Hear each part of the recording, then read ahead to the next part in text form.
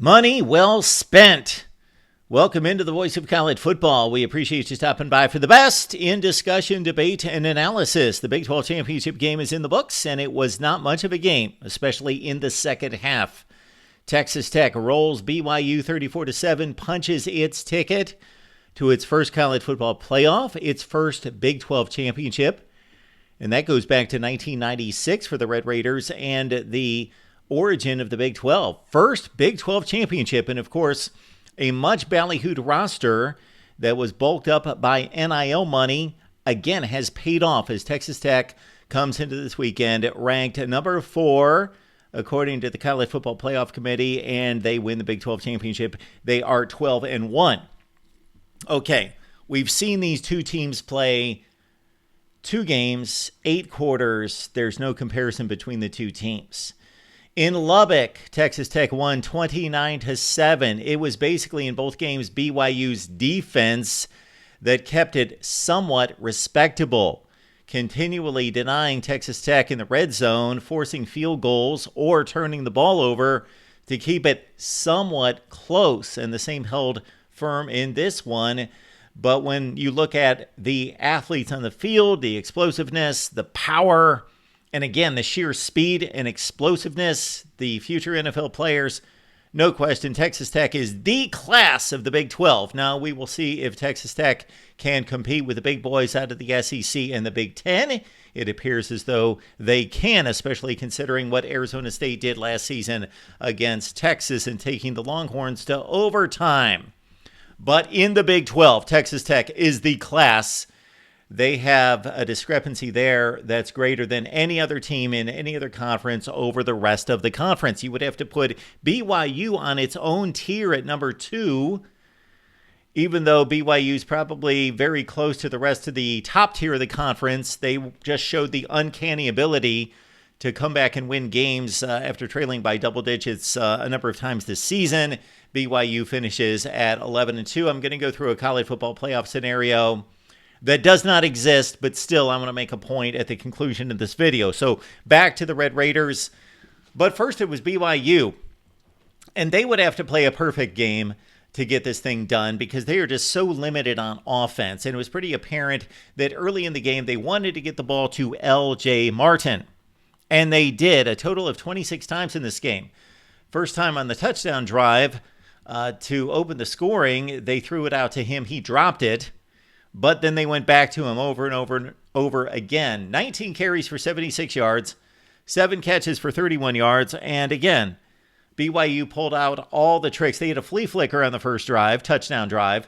They also had a wide receiver, left-handed wide receiver pass that got the ball into the red zone, as that was well executed. They put their best foot out there forward first to try to grab a lead, grab momentum, do what they could not do in Lubbock, and they did it. 14 plays for 90 yards and a touchdown.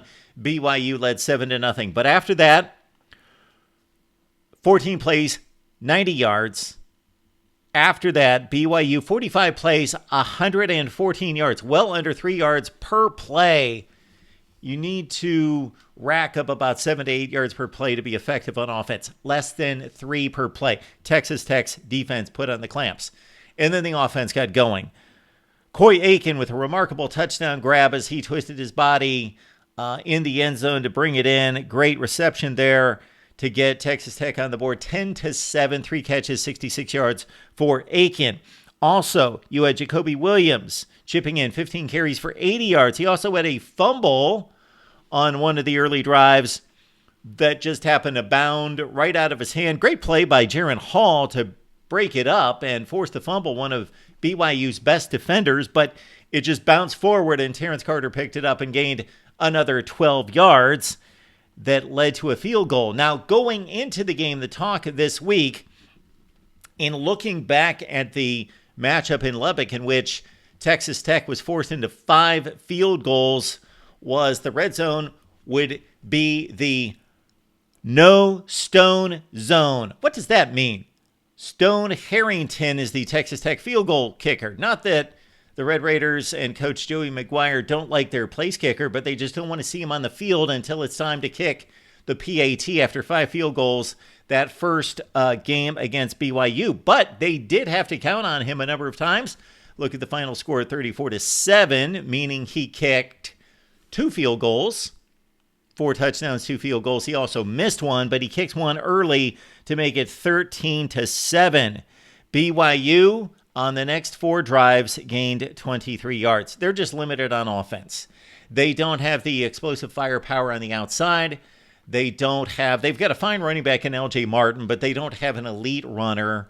They have a good offensive line, but against this Texas Tech defensive line, in which much of that NIL money was pumped into, just no answers. Just too strong, too explosive, too much talent up front for Texas Tech. And so BYU, just so limited. Bear Bachmeier, very good quarterback, still developing, has a long career ahead of him, hopefully. 16 of 27 for $115, but in this game, he was hobbled.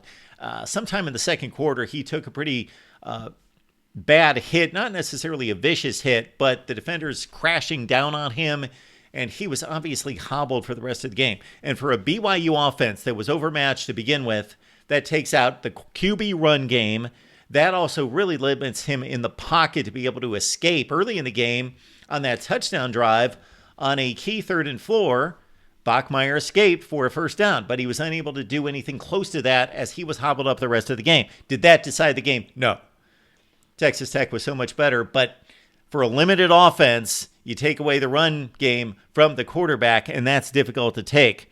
And BYU has been winning close games this entire year. We noted it. They were down 10 to Iowa State, 14-3 against Colorado. Just last week, they were down 14 points to UCF. And came back and won that football game 41-21. So we still had a ball game at 13-7 going into the third quarter, and Texas Tech goes on a long drive. They had a 4th and 2 play, and they went with some trickery there. And at the time, it seemed unnecessary because they were really moving the ball well conventionally, but maybe in the long run, Texas Tech was just toying with BYU. Maybe sometimes you can just see it as a coach on the tape. I hearken back to the 2016 college football playoff aftermath when Dabo Swinney just flat out admitted we knew we were better than Ohio State from watching the tape. We just knew we were going to win the game. And I got to think Joey McGuire had a pretty good feel. So he pulled out some trickery. They had a 4th and 2 option pass with the wide receiver, and it was badly thrown in the back of the end zone. And he also got pressured in the backfield. So BYU comes up with a big stop there at 13-7 at that point.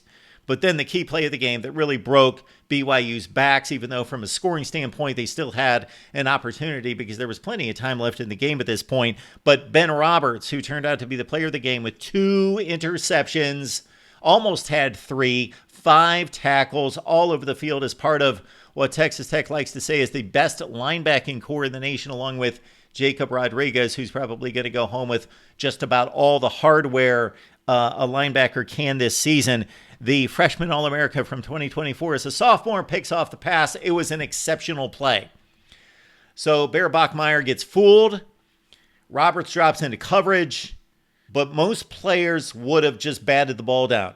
He took a ball that was thrown with a lot of velocity, and he was within like 6 yards of the line of scrimmage or 6 yards of Bachmeier and picks it off. Just a great athletic play as he leaped up, was able to juggle the football, bat it down, and bat it into his own hands for the interception. And then the next play, Texas Tech scores the touchdown to make it, well, with the 2-point conversion, 21-7. So 13-7, BYU with a football goes to 21-7 like that. And that's your ball game, really. Let's try that like that. And the 2-point conversion, Terrence Carter makes the defender whiff. They had him bottled up on the little slip pass to the left sideline, 5-yard line, but he made one miss and got into the end zone for the 2-point play to make it 21-7. And basically, you had the feel based on the limitations of the BYU offense that this was all but done. A.J. Holmes on the next drive. My goodness. He just completely blew up a play. It was like vintage Georgia, Jalen Carter, that crew, 2021-22, just annihilated like 3 blockers, and before the ball could be handed off, just blew up the play, knocked the ball loose. Romello Height Another one of the high-priced defensive linemen picked it up, scooped it up, and again, Texas Tech in business at the BYU 24. They quickly scored on that.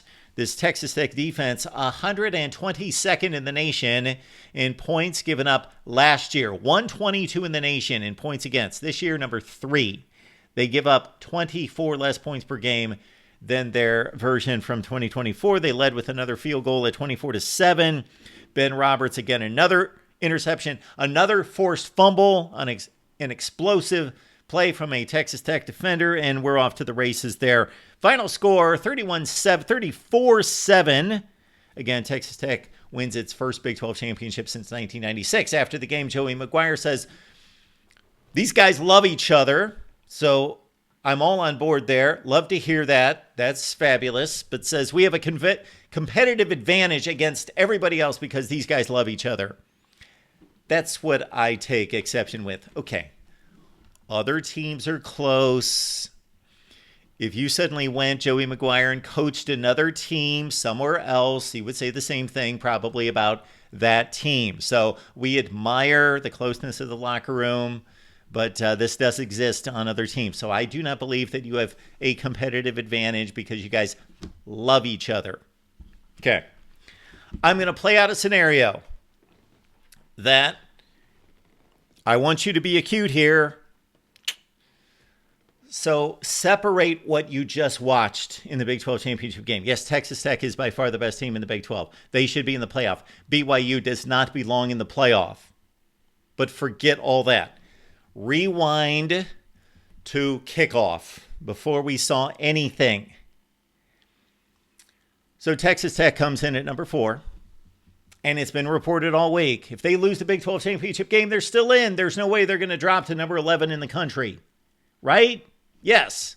BYU's number 11 in the country. They have to win the Big 12 championship, as it's been reported, and I understand it to be. Had to win the Big 12 championship game to get to the playoff. Even BYU losing, let's see, a classic, epic game on a last-second walk-off field goal would not be good enough, because how do you raise a team from number 11?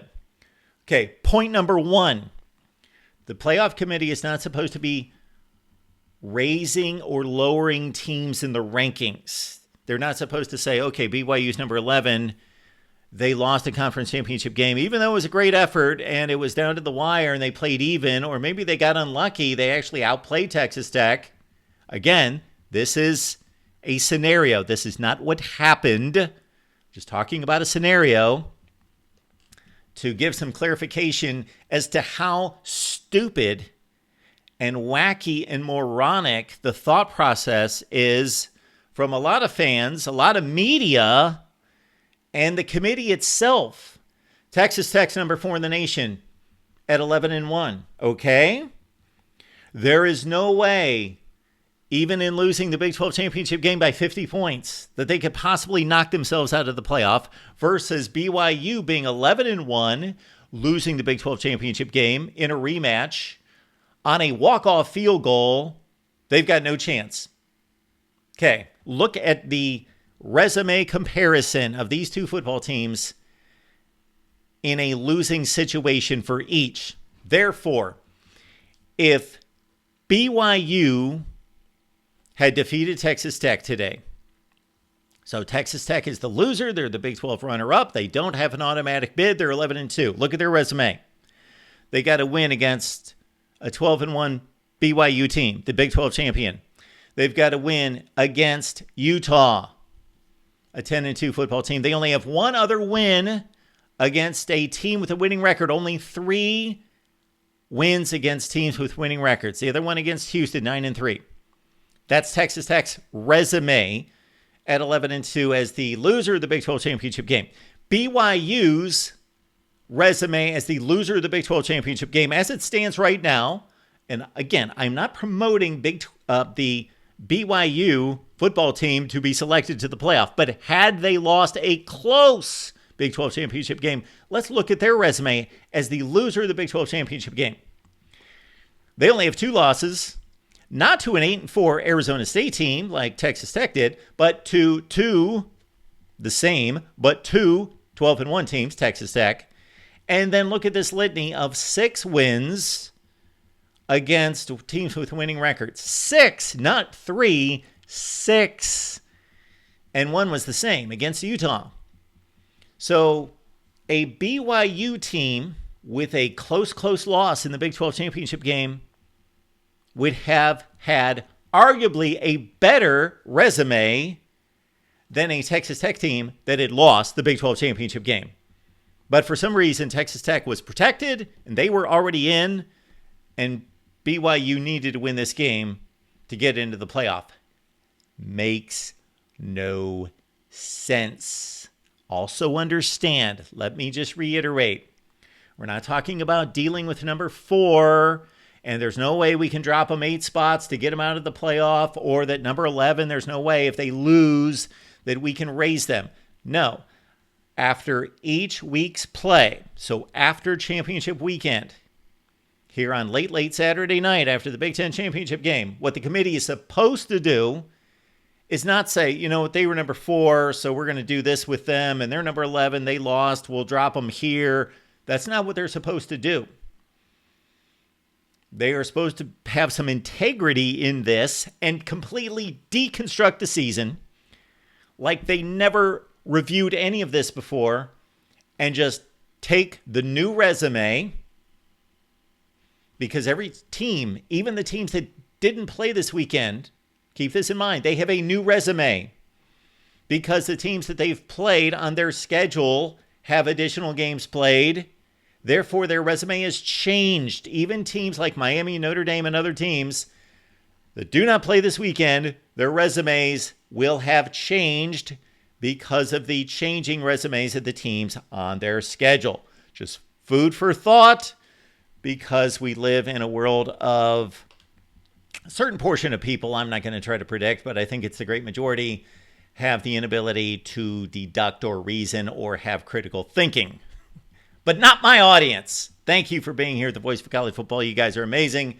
Join us for the best chat in college football. And, of course, I'll be live after all the games. The last one, of course, the Big Ten championship game and the ACC championship game on Saturday night. We will see you then.